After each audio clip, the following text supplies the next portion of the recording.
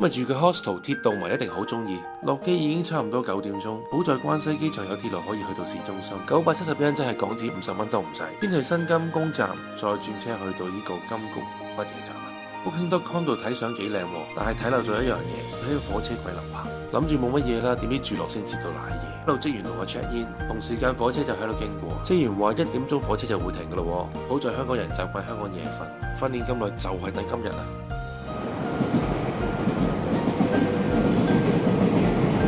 呢間全部房都係喺地下嗰層，一間房有6張床，每晚大約100蚊左右啦。其實10點先到，第二朝就要出去玩，所以我覺得都冇乜所謂嘅。有床有被夠乾淨就 OK 啦。